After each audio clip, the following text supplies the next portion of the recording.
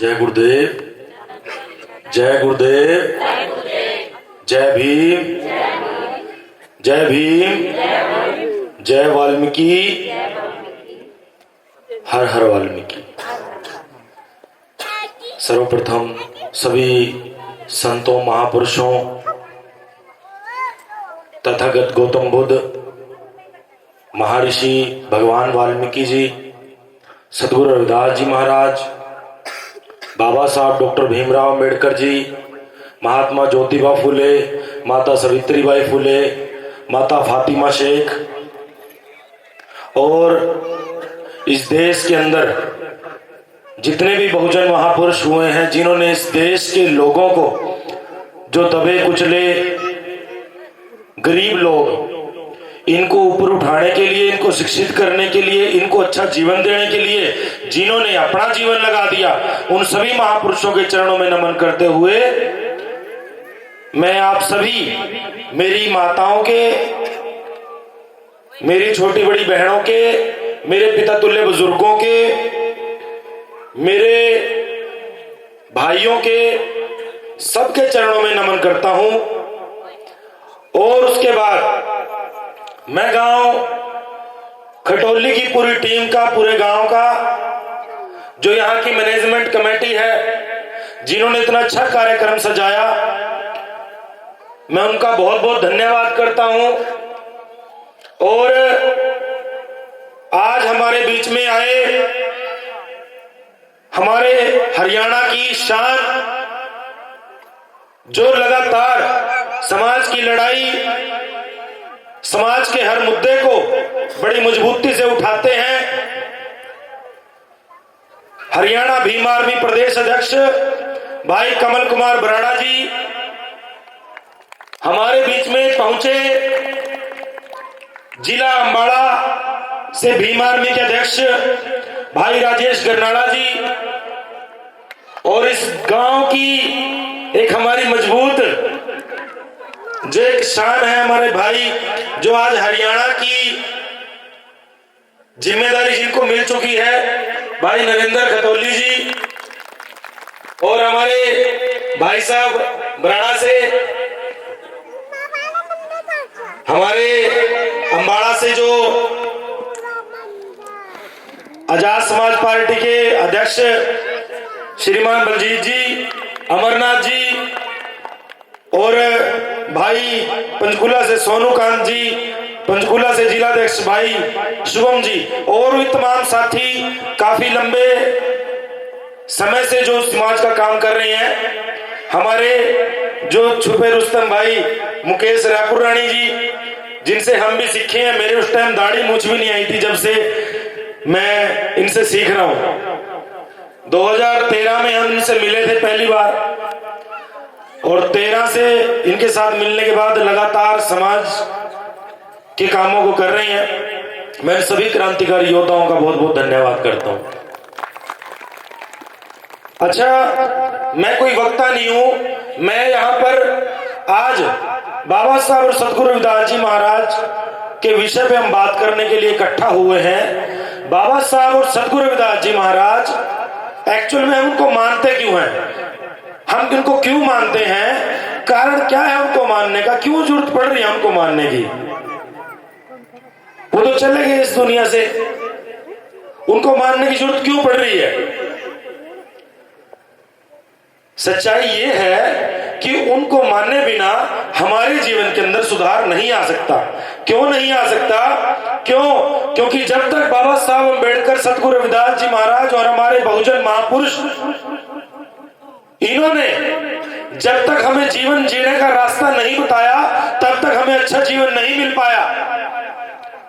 बात करें 650 साल पहले की, सद्गुरु रविदास जी महाराज ने उस समय में जो व्यवस्था के साथ लड़ाई लड़ी, और लड़ाई लड़कर उन्होंने समाज के लोगों को अपनी वाणी के माध्यम से, अपनी विचारधारा के माध्यम से उन्होंने जो समाज को संदेश दिया, जो भी हमारे साथी बता रहे थे, सबसे पहला दिया शिक्षा का संदेश।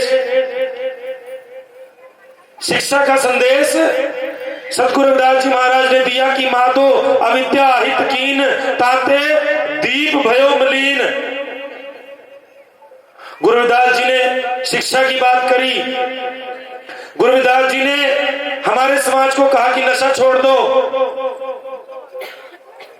रविदास मदिरा क्या पीजिए जो चढ़े चढ़े उतराए, नाम महारस पीजिए जो चढ़े न उतरे पाए। गुरु रविदास जी ने हमें एकता के सूत्र में बांधने की बात करी, क्योंकि हम बिखरे हुए लोग थे। गुरु रविदास जी ने कहा कि हमें मधु मखीरे की तरह इकट्ठा रहना है, मधु मखीरे की तरह इकट्ठा रहना है, हमें साथ रहना है, एक रहना है, एके में रहना है। गुरु रविदास जी ने हमें तमाम हर तरीके से जीवन को सुधार करने के संदेश दिए। लेकिन 650 साल हो चुके हैं। बाबा साहब जब आए, बाबा साहब ने भी यही तमाम संदेश दिए। गुरु रविदास जी ने अपनी वाणी के माध्यम से दिए, बाबा साहब ने अपने किताबें लिखी, अपने विचारों के माध्यम से वो बातें कही हैं। बाबा साहब ने भी कहा कि शिक्षित बनो, संघर्ष करो, संगठित रहो, नशा ना करो। बाबा साहब ने वही बातें कही हैं। लेकिन समाज के लोगों, क्या इन महापुरुषों की बातों को हम अपने जीवन में उतार पाए हैं? इस बात को हम यहाँ पे डिस्कस करने के लिए, इस बात के ऊपर चर्चा करने के लिए यहाँ पे इकट्ठा हुए हैं। बस इतनी सी बात है। क्या गुरु रविदास जी की बात को, बाबा साहब की बात को, या जो भी महापुरुष हमारे रहे हैं, उनकी बात को हमने अपने जीवन में धारण किया या नहीं किया, इस बात को समझने के लिए हम यहाँ पर इकट्ठा हुए हैं। सच्चाई ये है कि हमने आज तक उनकी बात को नहीं माना, हम उनके विचारों पर नहीं चले। क्यों नहीं चले? क्योंकि गुरु रविदास जी ने सपना देखा था बेगमपुरा का। क्या सपना देखा था? बेगमपुरा शहर को नाओ दुख अंधो नहीं ठाओ। गुरु रविदास जी ने बेगमपुरा का सपना देखा और गुरु रविदास जी ने कहा कि ऐसा चाहूं राज में जहां मिले सबन कुवन, छोट बड़े सब सम बसे, रविदास रहे प्रसन्न। ना तो आज हमारे समाज के पास गमों की कमी है, बेगमपुरा हम बसा नहीं पाए, क्योंकि हमारे समाज में जितने गम हैं, हमारी परिवारों में जितने गम हैं, हमारी बहन बेटियों के ऊपर जिस प्रकार से अत्याचार हो रहे हैं, हमारे समाज के ऊपर अत्याचार हो रहे हैं, हमारे लोगों के ऊपर जो अत्याचार हो रहे हैं, हमारे पास तो गमों के पहाड़ हैं, बेगमपुरा नहीं बसा बिका।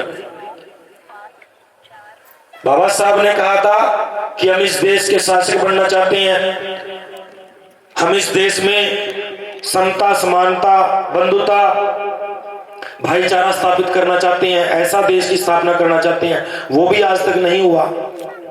ना तो इस देश के अंदर समानता है, ना बंधुता है, और ना भाईचारा है देश के अंदर। तो कहां महापुरुषों का सपना हुआ पूरा? ये सपना क्यों पूरा नहीं हुआ? ये सपना इसलिए पूरा नहीं हुआ क्योंकि हमने इनके सपनों के ऊपर कार्य नहीं किया, इनके सपनों के ऊपर काम नहीं किया। हमने जो सपने मैंने आपको बताए, इन सपनों के ऊपर हम लोगों ने, इनके बच्चों ने, इनके बच्चे मतलब हम लोग काम नहीं कर पाए, जिस वजह से वो सपना पूरा नहीं हुआ। ना तो आज हमारे समाज के पास शिक्षा है। सरकारी स्कूलों में दलिया खिचड़ी चला के या तरह तरह के जो व्यवस्थाएं करके सरकारी स्कूलों के अंदर से शिक्षा का मटियामेट कर दिया। हमारे बस की सरकारी स्कूलों के अंदर शिक्षा रही नहीं है, वहां मिलती नहीं है। प्राइवेट स्कूल में जाने के लिए हमारे पास पैसे नहीं है, हमारे पास सरकारी नौकरियां नहीं है। सरकारी नौकरियां निजीकरण शुरू करके सरकारों ने निजीकरण के माध्यम से सरकारी नौकरियां खत्म कर दी हैं। प्राइवेट नौकरियों के अंदर हमारा गुजारा नहीं है, जमीनें हमारे पास नहीं है, हमारे पास फैक्ट्रियां नहीं है, हमारे पास साधन संसाधन जो भी धन अर्जित करने के होते हैं हमारे पास नहीं है।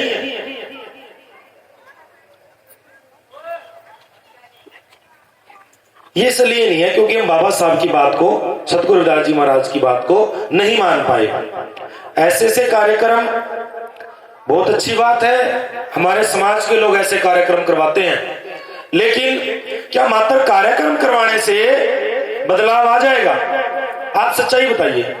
क्या मात्र कार्यक्रम करवाने से? हम सतगुरु रविदास जी महाराज की जयंती मनाते हैं, भगवान महर्षि वाल्मीकि जी की जयंती मनाते हैं, सतगुरु रविदास जी महाराज की जयंती मनाते हैं, ज्योतिबा फुले की जयंती मनाते हैं, तमाम महापुरुषों की, मान्यवर साहब कांशी राम की, हम तमाम महापुरुषों की जयंतियां मनाते हैं और उनके ऊपर भंडारा भी करते हैं, कड़ी चौड़ भी करते हैं, मटर पनीर भी करते हैं, हर तरीके के व्यंजन करते हैं। क्या ये चीजें करने से बदलाव आया?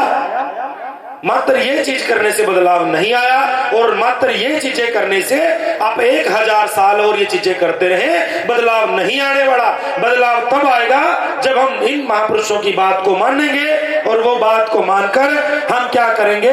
जब हम इनके बताए हुए रास्ते पर चलकर अपने बच्चों की शिक्षा की, जो शिक्षा व्यवस्था खराब की गई है, उसके लिए आवाज उठाएंगे। प्राइवेट स्कूलों के अंदर जो तानाशाही चल रही है, प्राइवेट स्कूलों के तहत जो हमारे गले काटे जा रहे हैं, हमारी जेब काटी जा रही है, उसके खिलाफ आवाज उठाएंगे।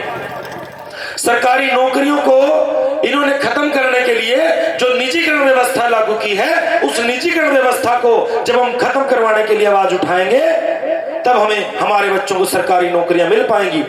जब हम आवाज उठाएंगे कि हमारे टैक्स का पैसा, जो हम आज कलम से लेके जहाज तक कुछ भी खरीदते हैं, एक पेन पेंसिल कुछ भी, ये पानी की बोतल भी अगर हमने खरीदी है, इसके ऊपर हमने टैक्स दिया है सरकार को, उस टैक्स के पैसे को पूंजीपतियों को ना देकर आप एक गरीब परिवार को, गरीब किसानों को, मजदूरों को, उनको छोटा छोटा लोन दीजिए ताकि वो अपने काम धंधे चला पाए। लेकिन मेरी माताओं बहनों, आज इस देश के अंदर क्या होता है? मेरा गरीब परिवार का भाई, मैं सिर्फ एससी समाज की बात नहीं कर रहा हूं यहाँ पे, मेरी इस बात को मात्र शेड्यूल कास्ट समाज से जोड़ के ना चले, एससी समाज से जोड़ के ना चले, गरीब व्यक्ति की बात कर रहा हूं। गरीब व्यक्ति एससी समाज के भी अंदर भी हो सकता है, बीसी समाज के अंदर भी हो सकता है, वो अल्पसंख्यक भी हो सकता है, और वो स्वर्ण समाज से भी हो सकता है, वो किसी भी समाज से हो सकता है जो गरीब है। गरीब व्यक्ति को अगर वो टैक्स का पैसा सरकार को देता है, तो सरकार की जिम्मेदारी बनती है उसके घर के अंदर रोजगार लेकर आना। सरकार की जिम्मेदारी बनती है उसके बच्चों को अच्छी शिक्षा देना, उसको अच्छा स्वास्थ्य देना, उसको अच्छे हॉस्पिटल देना, ये सरकार की जिम्मेदारी बनती है। आज हम जब कमाई करते हैं, हम जब सैलरी हमें मिलती है तो वो टैक्स कट के मिलती है। जब हम कोई चीज खरीदने जाते हैं उसके बाद फिर टैक्स देते हैं। जब हम खाना बनाने के लिए कोई चीज खरीद के लाते हैं उसके ऊपर भी टैक्स देते हैं। मतलब हर चीज के ऊपर आज के समय में टैक्स है, हर चीज के ऊपर। आपने जो शरीर के ऊपर कुछ भी आइटम पहन रखी है, कपड़े हैं, चैन है, बाड़ी है, कोका है, कुछ भी है, हर चीज के ऊपर आप टैक्स देते हो सरकार को। तो क्या सरकार की जिम्मेदारी नहीं बनती कि वो हमारे बच्चों को रोजगार दे, हमें अच्छी शिक्षा दे, हमें अच्छे स्कूल, अच्छे हॉस्पिटल दे? सरकार की जिम्मेदारी बनती है। लेकिन सरकार क्यों देगी? सरकार क्यों देगी? सरकार गूंगे बहरे लोगों को कुछ नहीं देती। एक माँ भी होती है ना, वो भी अपने बच्चे को तभी दूध पिलाती है जब वो बच्चा रोता है। जब वो रोता है ना, तभी वो माँ समझेगी कि मेरे बच्चे को भूख लगी है और मैं उसको दूध पिला दूं। माँ भी तभी दूध पिलाती है।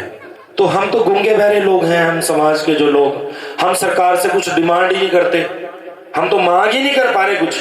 मांग कैसे होगी मुट्ठी बंद करके? भाई हमारी शिक्षा कहाँ है, हमारा रोजगार कहाँ है, हमारे हॉस्पिटल कहाँ है, बताओ। हमारे हिस्से की जमीनें कहाँ हैं? हमारे हिस्से के जो आप हमसे टैक्स का पैसा इकट्ठा करके नीरव मोदी को दे दे 11,000 करोड़ रुपया, 11,000 करोड़ रुपया नीरव मोदी को दे दिया, उसकी जेब में डाल दिया और वो देश छोड़ के भाग गया। विजय माल्या को दे दिया 9,000 करोड़ रुपया। कितना कितना? मैं 1-2 रुपए 10 रुपए की बात नहीं कर रहा हूं, हम तो सोए हुए लोग हैं यार। हमें पता ही नहीं है हमारी जेब कैसे काटी जा रही है, हमारे पैसे जा रहे कहां जा रहे हैं हमारे पैसे। 11,000 करोड़ रुपया मात्र एससी समाज का नहीं मैं कह रहा हूं, इस देश के सभी गरीब लोगों का पैसा सरकार ने लोन दे दिया। विजय माल्या को 9,000 करोड़ रुपए लेके भाग गया देश से, आज तक सरकार लेकर नहीं आ पाई उसको देश के अंदर। विजय माल्या को, नीरव मोदी को, मेहुल चोकसी को, इनको दे दिए हजारों करोड़ रुपए, वापस लौट के नहीं आ रहे। अंबानी को लाखों करोड़ रुपए लोन माफ कर दिया जाता है, कोई पूछने वाला नहीं है। अडानी को लाखों करोड़ रुपया लोन माफ कर दिया जाता है, कोई पूछने वाला नहीं है। और मेरे समाज का एक गरीब बुजुर्ग, एक जो बिल्कुल गरीब परिवार से एक भाई, एक मेरी माँ, जिसने लाख रुपए लोन लिया बैंक से, अगर वो 2 किस्तें भी समय पे ना भर पाया तो बैंक वाले घर पहुंच जाएंगे, पहुंच जाते हैं ना, बैंक वाले घर पहुंच जाएंगे और गले में गुंठा दे देंगे, भाई किस्त भर, वरना तेरी मोटरसाइकिल ठेका ले जाएंगे, तेरा ये कर देंगे, तेरा ये, घर को नीलामी पे लगा देंगे। पहली बात तो लोन मिलते नहीं हमारे लोगों को। क्यों दे रही है सरकार उन लोगों को, क्यों पैसे दे रही है सरकार? एक व्यक्ति को मान लो 100 रुपए दे रही है तो उससे सेटिंग कर रही है कि 2 रुपए मुझे देने पड़ेंगे। अगर 9,000 करोड़ रुपए विजय माल्या लेकर गया है तो बिना सरकार की सहमति के, बिना सरकार के अंदर सेटिंग के वो नहीं लेकर गया। नीरव मोदी गया, मेहुल चोकसी गया, अडानी को जो दिए, अंबानी को जो दिए, 1 रुपया एकड़ जमीन, मेरी माताओं बहनों, 1 रुपया प्रति वर्ग मीटर के हिसाब से जमीन अडानी को दे दी सरकार ने। हमारे हिस्से की जमीन अडानी को दे दी 1 रुपया प्रति वर्ग मीटर के हिसाब से, वर्ग गज के हिसाब से जमीन दे दी अडानी को। हम जब कोई सरकारी जमीन तो बहुत दूर की बात है, आज कोई प्राइवेट में प्लाट भी लेंगे ना, वो भी हजारों रुपए गज के हिसाब से हमें मिलता है एक गरीब व्यक्ति को। और सरकार इतने बड़े पूंजीपति को, जो आज इस देश के अंदर सबसे ज्यादा धनवान, इस देश का सबसे बड़ा पूंजीपति, उसको 1 रुपए वर्ग मीटर के हिसाब से वो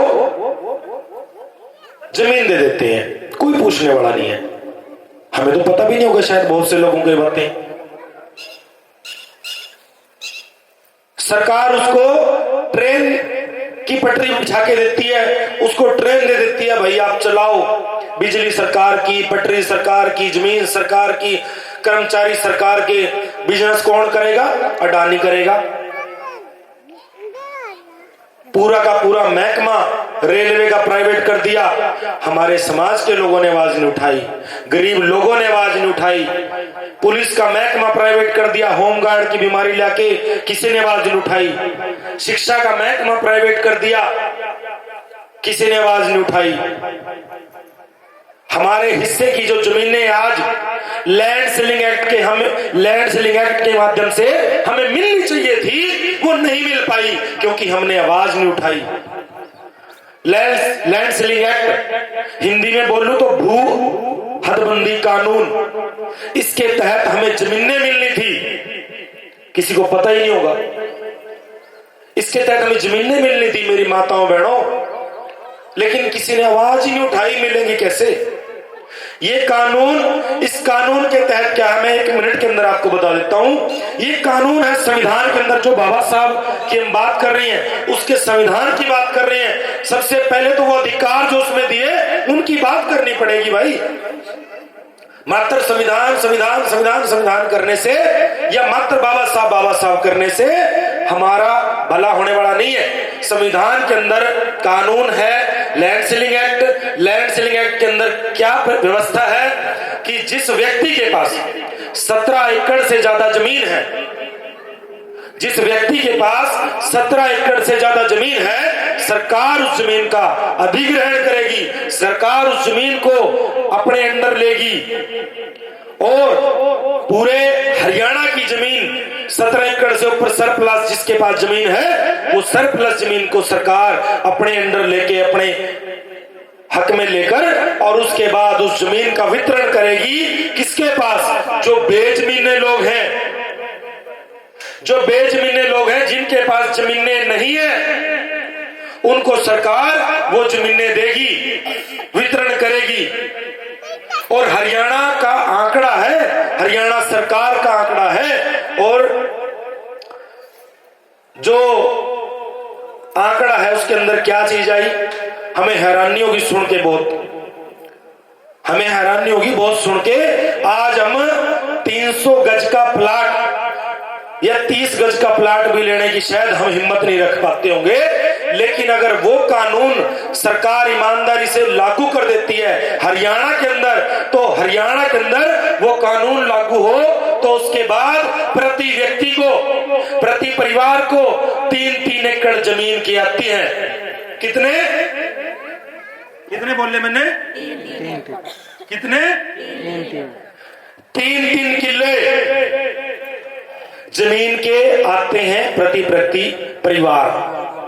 ये सिर्फ मात्र एससी परिवारों की बात नहीं कर रहा हूं मैं, यहां पे फिर मैं उन सभी बेजमीने परिवारों की बात कर रहा हूं जिनके पास जमीन नहीं है, चाहे वो जनरल समाज से है, चाहे वो बीसी, ओबीसी, माइनॉरिटी या एससी समाज से कोई भी हो, जिसके पास जमीन नहीं है, इस कानून के माध्यम से उस व्यक्ति को जमीन मिलेगी। लेकिन वो कानून लागू करवाना होगा, लेकिन वो कानून लागू सरकार क्यों नहीं कर रही? क्योंकि जो व्यक्ति कानून बनाने वाले हैं, जो उसको लागू करवाने वाले हैं, जो सरकार के आपके एमपी एमएलए हैं, उनके खुद के पास हजारों एकड़ जमीन है। समझे बात को? जो एमपी एमएलए हैं उनके पास तो किसी के पास 500 किले जमीन, किसी के पास 200 किले, किसी के चटाला वर्गा के पास हजार एकड़ जमीन, हुड्डा जैसे के पास हजार एकड़ जमीन। हाँ जी, वो क्यों बोल लेंगे फिर? वो क्यों आवाज उठाएंगे? और जो 17 एमएलए आपके समाज से बढ़ के गए, आपके समाज से जो 17 एमएलए बढ़ के गए, उन्होंने जाते ही यहां गले में पट्टा बांध लिया, उन्होंने जाते ही पट्टा बांध लिया। उनको तो जैसे उनके मालिक ने उनकी रस्सी खींच दी, इधर तो इधर, इधर तो इधर। उनको बोल लेंगे तो बोल, उनको बोल लेंगे चुप रहे तो चुप रहे, वो नहीं बोल पाएंगे। चाहे वो हमारे हरियाणा के अंदर 2 एससी एमपी बनते हैं, चाहे वो हरियाणा के अंदर 17 एमएलए बनते हैं, ये लोग आपकी आवाज को नहीं उठा पाएंगे। क्यों नहीं उठा पाएंगे? क्योंकि ये उन पार्टियों के गुलाम हैं जो पार्टियां इस कानून को लागू नहीं करना चाहती। इस कानून को लागू करवाने के लिए आपको वहां जाना पड़ेगा। आपको जाने के लिए क्या करना पड़ेगा?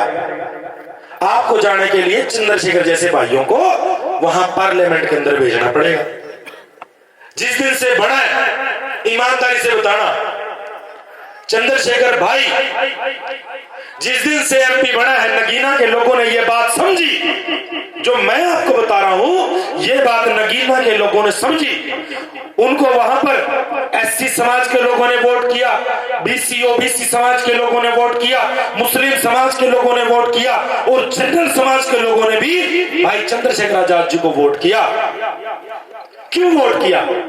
इसीलिए वोट किया क्योंकि वो इस बात को समझे कि हमारी शिक्षा की, रोजगार की, हॉस्पिटल की और हमारी जमीनों की अगर कोई बात वहां पर करेगा तो यही व्यक्ति है जो वहां पे बेधड़के से नीडर होके ये व्यक्ति वहां पे बात कर सकता है। क्यों कर सकता है? क्योंकि इसके ऊपर कोई रस्सी हिलाने वाला नहीं है, इसके ऊपर कोई ऐसा व्यक्ति नहीं है जो इसको चलाएगा, जो इसको कहेगा कि भाई यहां बैठ, वहां बैठ, यहां चल, वहां चल।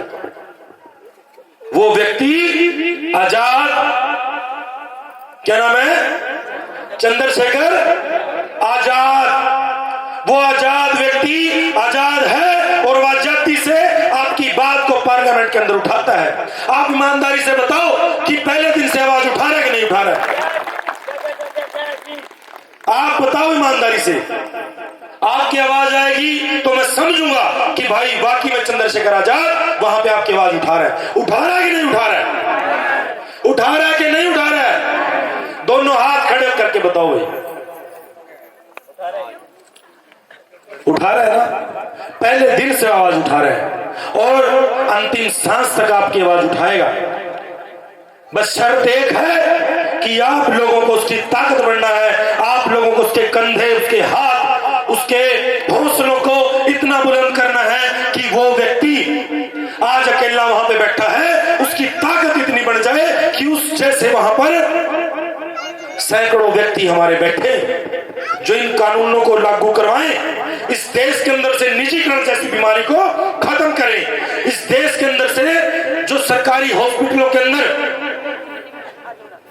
जो ये अव्यवस्था है इसको खत्म किया जाए, और जो प्राइवेट हॉस्पिटलों के नाम पे हमारी गर्दनें काटी जाती हैं, हमारी जेब काटी जाती है।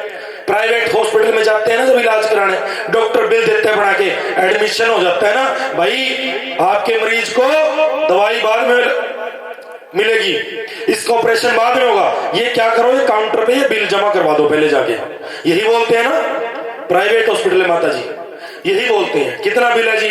लाख रुपए है जी, 2 लाख रुपए है जी, 4 लाख रुपए है जी, ये बिल जमा करवा दो, आपके परिवार के व्यक्ति को हम बचा लेंगे। ये हमारी जेब काटने का काम किया जाए। अरे जब हम इस देश के अंदर टैक्स देते हैं तो क्यों हम प्राइवेट हॉस्पिटल के अंदर जाएं?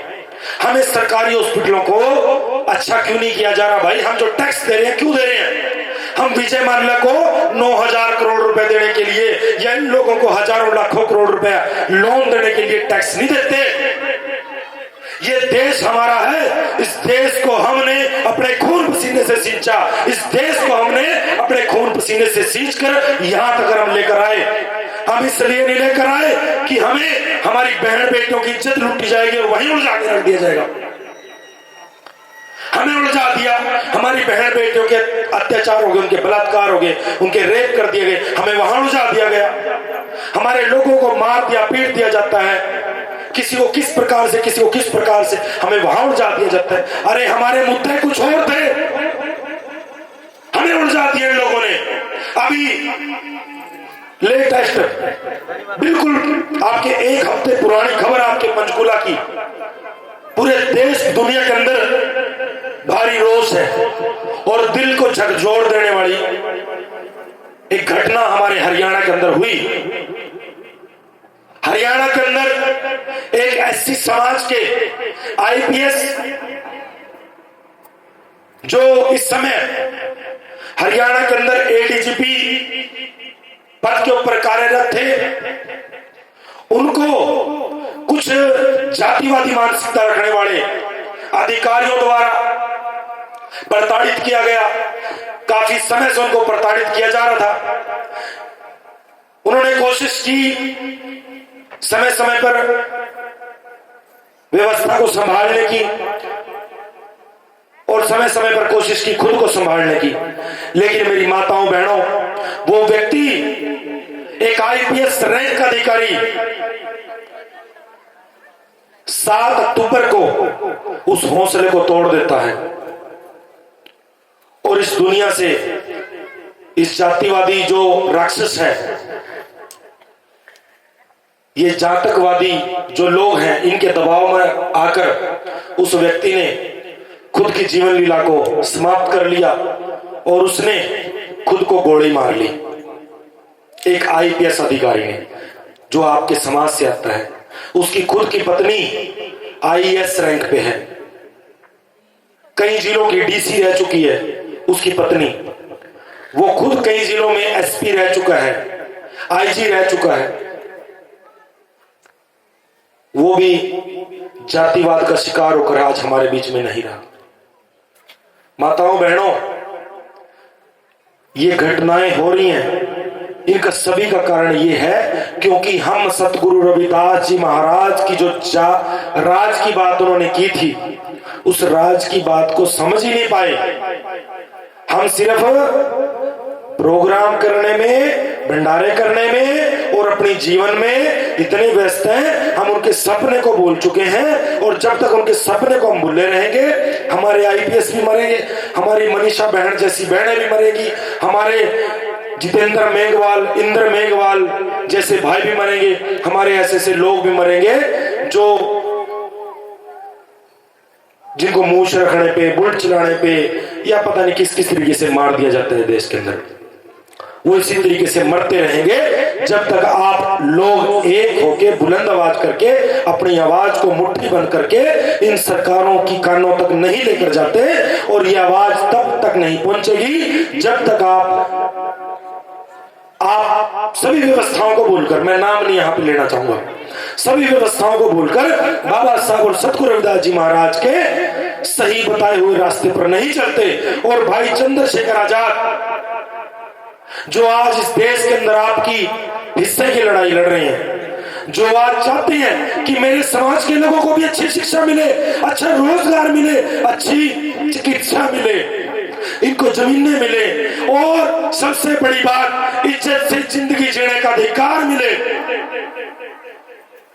वो व्यक्ति जब तक आप उसको मजबूत नहीं करोगे तब तक इस देश के अंदर मैं कह रहा हूं कि हमारा कुछ होने वाला नहीं है।